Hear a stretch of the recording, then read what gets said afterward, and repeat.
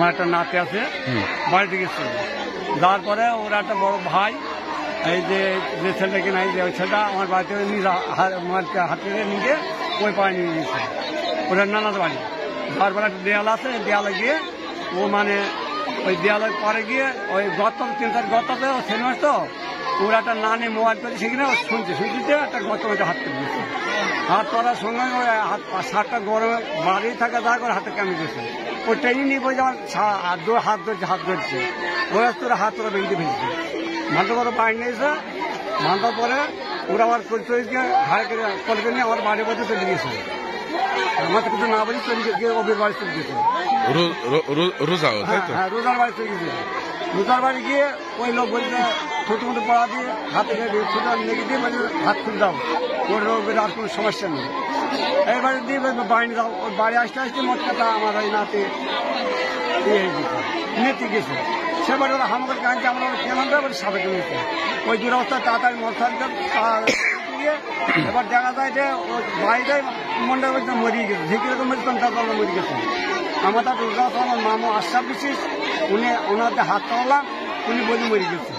আর সাপ ওই ঘরেই আসে, এই আমার বক্তব্য। কার ঘর ওটা? ওটা হলে জামাতুলির ঘর। মারা গেছিল কোন জায়গায়? আপনারা কতদূর পর্যন্ত নিয়ে গেলেন? ও নিয়ে গেল বলে কত দিল, আমি তো সঠিক বলতে পারলাম না।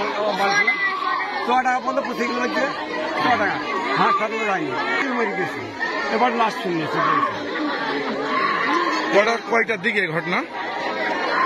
কয়টার দিকে? লাস্টটা 1:30টার দিকে যে সাপে কামড়িয়েছে? সাপে কামড়িয়েছে 4টির সময় না 3টির সময়, 3টের দিকে মারা গেছে। 3টির সময় আমার নামাজ পড়ে এসে খানিক পরে 1 ঘন্টা পর হয়েছে মারা গেছে। নামাজ পড়ে এসে। আর এই 3টের সময় মাটি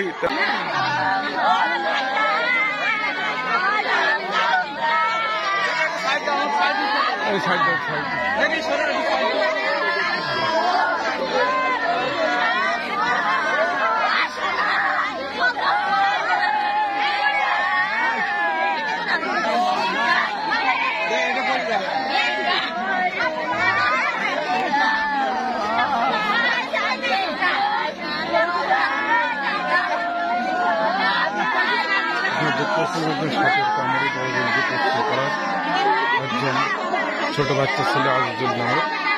আজ দুপুর 2:30টার সময় বৃদ্ধার সাপ তাকে দংশন করলে